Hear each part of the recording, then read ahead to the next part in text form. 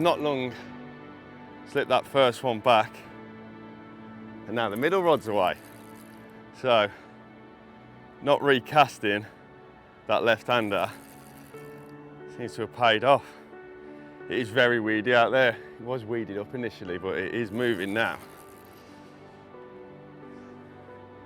So hopefully we can get this one in. We're obviously well on the bait because I did put quite a lot out yesterday. Good 25 spoms, maybe more. I don't tend to count spoms, I just guesstimate. But it was good. It was a good sort of half of a 10-litre bucket, so a good few kilos of bait. I was considering a move today, but I don't think I'm going to bother now.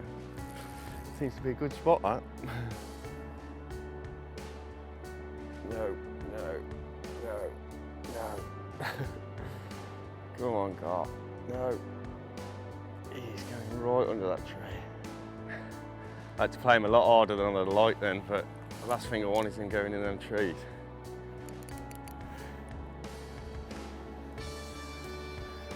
It's lovely with that sun glistening off it, doesn't it?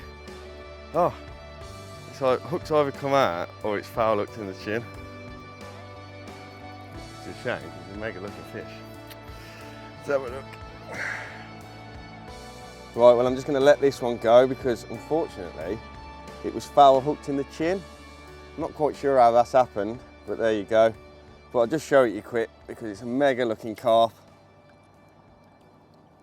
There you go. But yeah, I'm going to slip him back because in my books that was foul hooked.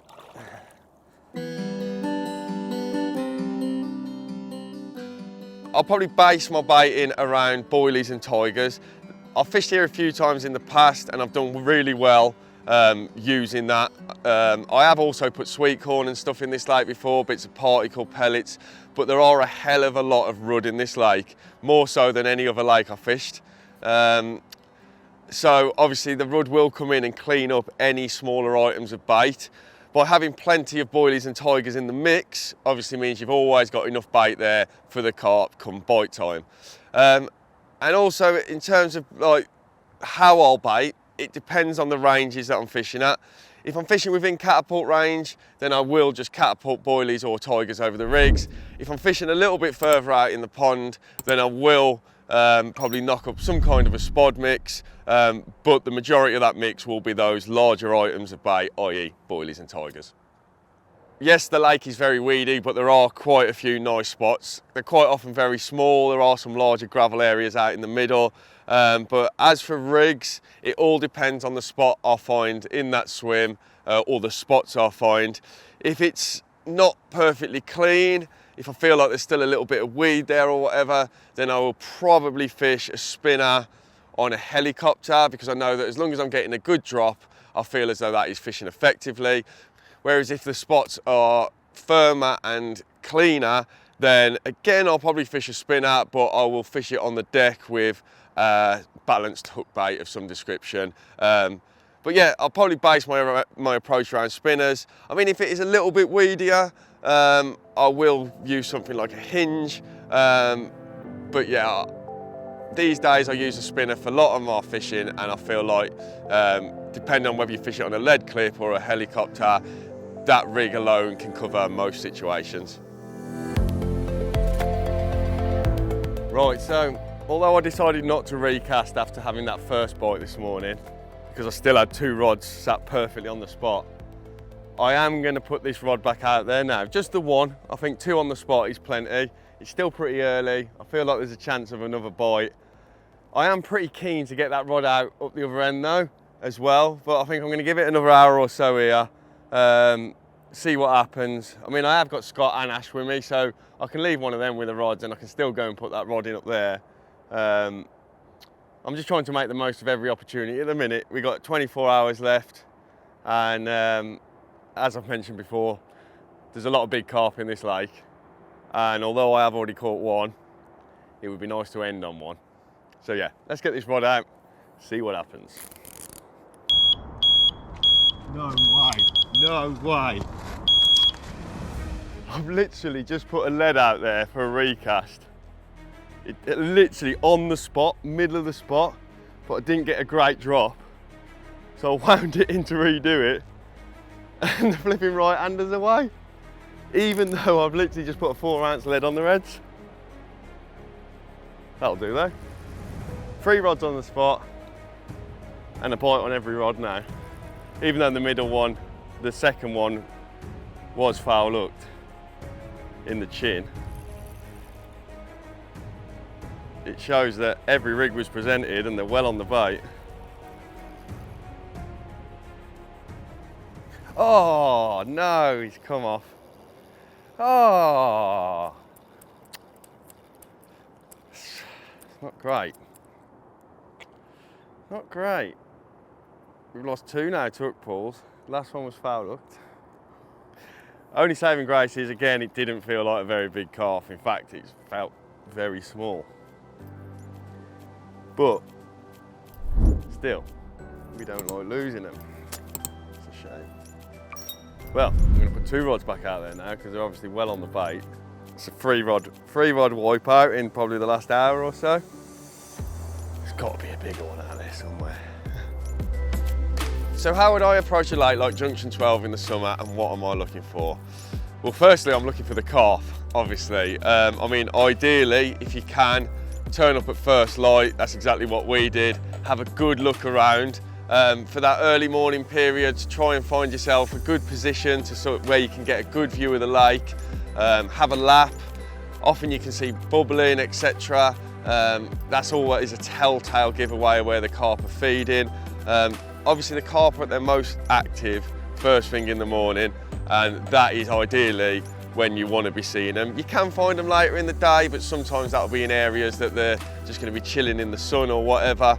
Obviously you're not always fortunate enough to be able to see the carp jumping or bubbling. In that case, I'll look for areas like where the wind's blowing, if it's a fresh wind, off the back of the wind, if it's an old, colder wind. If there are big weed beds, that's always a good place to look because the carp are never far away from weed in the summer. As for my approach, once I've located the carp, is to find spots. Obviously, Junction 12 is a very weedy lake, as are many lakes in the summer. So the key is to find presentable areas, and then I will generally start off by just fishing for a bite in those areas and going from there.